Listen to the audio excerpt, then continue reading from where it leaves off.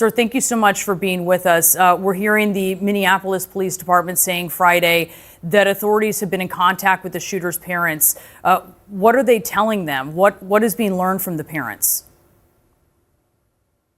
Well, it would not be responsible of me to reveal what is happening in an ongoing investigation, but we have to put this incident into the broader context of what we've witnessed in just the last few years. More than half a dozen attacks of a similar variety involving individuals who are confused about their gender, to put it mildly. And then, as you mentioned at the top of your monologue, we have the videos, we have the statements from the dead shooter that were clearly anti-Christian, just as with the transgender attack on the Nashville Christian school in which more children were killed. There is an ideological connection to multiple of these attacks where innocent children, especially Christians and Catholics, are targeted, and that is very, very disturbing. I know you have focused very much on this shooter being trans, and I do want to speak with you about that. But while I respect that you cannot reveal specifics about what the parents may be saying, can you characterize whether what they're saying is helpful? No, I cannot do that. That would be utterly inappropriate from a policy position in the White House. We leave that to the local police authorities and to the FBI. Okay, so let me ask you about this. 96% of attackers when you're looking at the U.S. Secret Service National Threat Assessment Center, looking at 172 mass attacks in the U.S.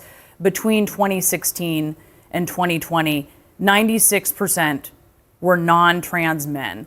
So I know you're focusing on this shooter being trans. The shooter was trans, and that is certainly of note. But are you missing the bigger picture here when you zero in on that instead of more broadly these school shooters as an epidemic, and you perhaps miss the through line that connects them all?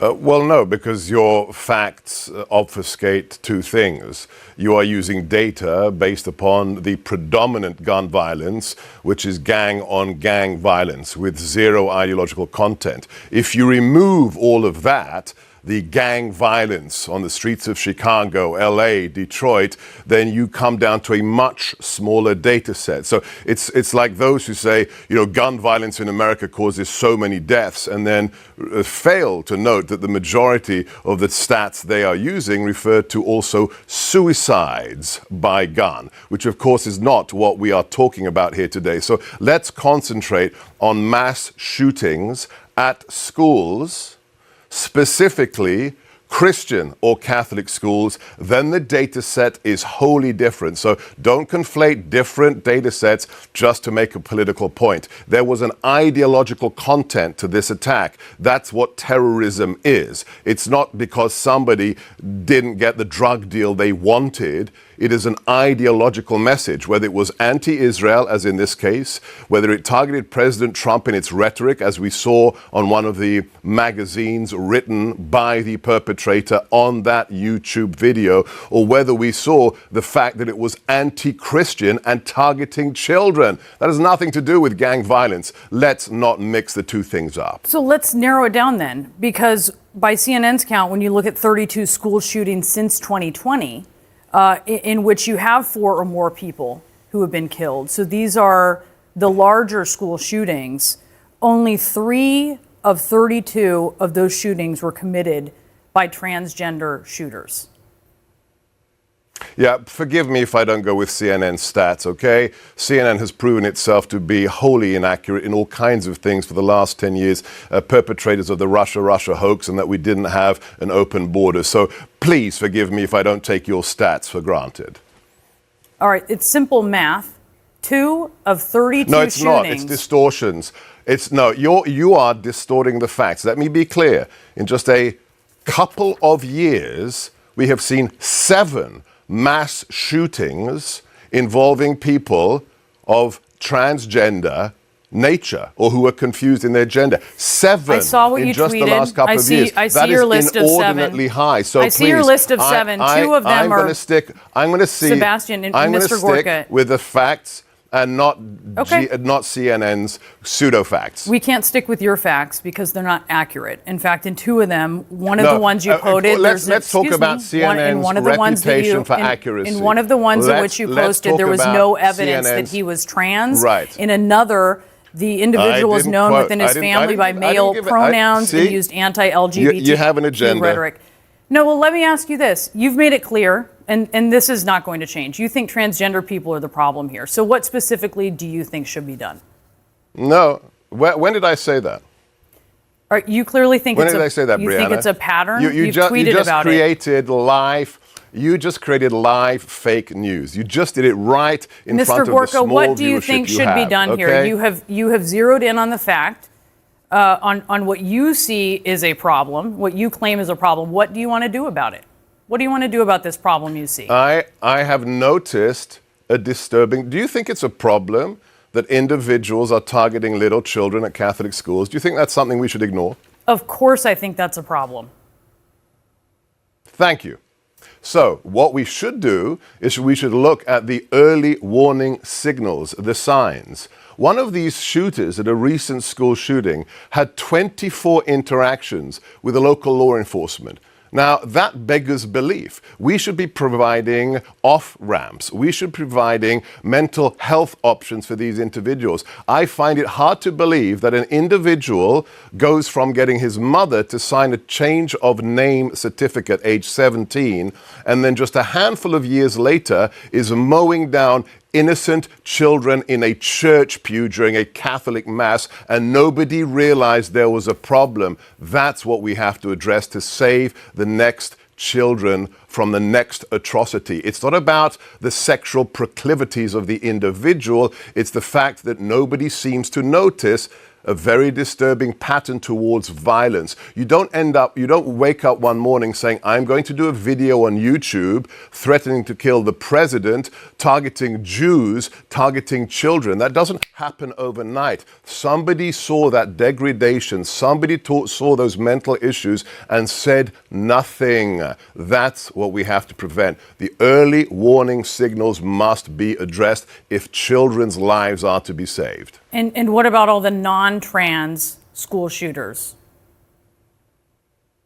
What about all the same thing happens? They have multiple interactions with authorities, with their schools, with the principals. Why is something not being done? Instead of blaming an inanimate object, which is the weapon, how about addressing the human being instead and giving them aid, giving them psychological support, giving them an off-ramp? That's what needs to happen. We need to stop the violence before it occurs. To that point, DHS cut funding to the Minnesota Department of Safety and the Hennepin County Sheriff's Office in July that is the kind of funding that's used to assess and manage mass violence threats like these. Was that a mistake, and should it be reinstated?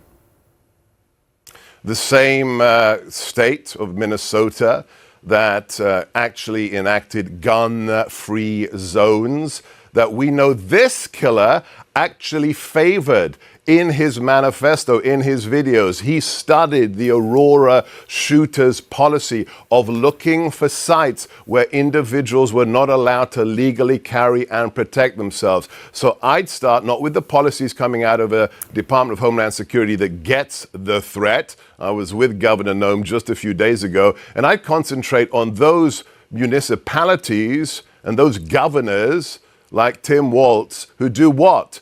Disarm honest citizens who could protect lives and save lives. Let's start there. But these kinds of things happen everywhere.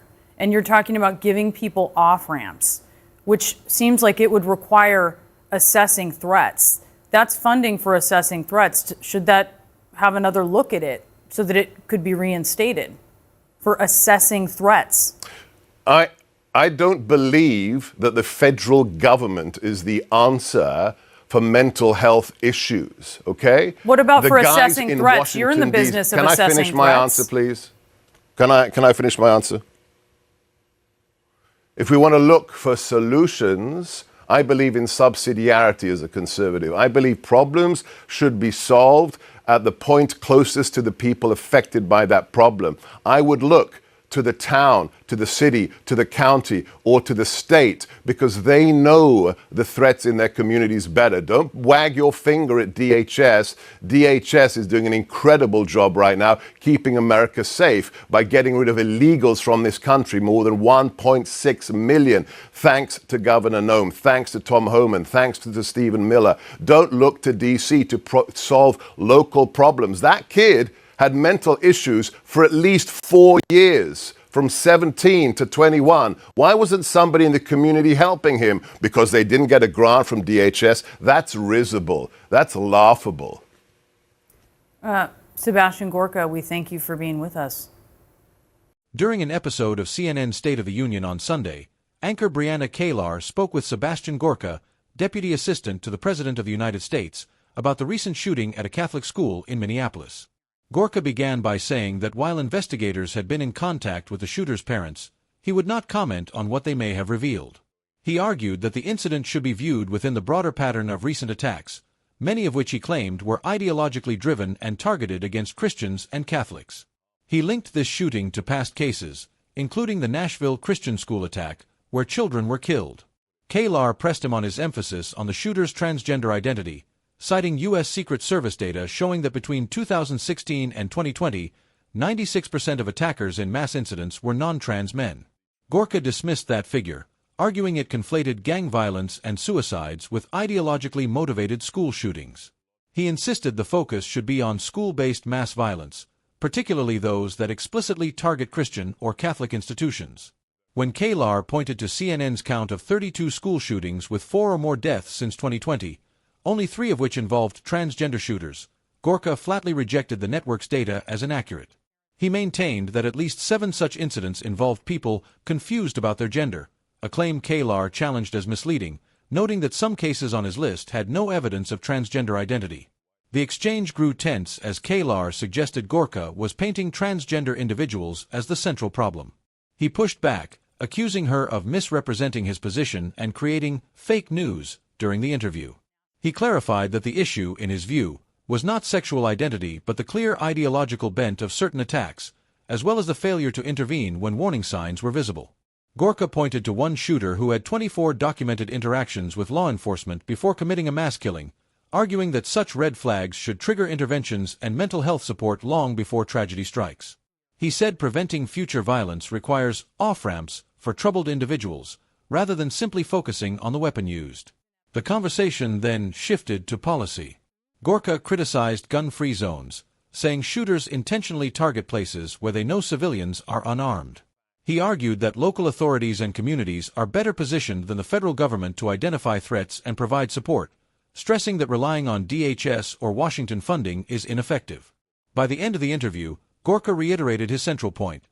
These acts of violence often carry an ideological message, and communities need to pay closer attention to early warning signs.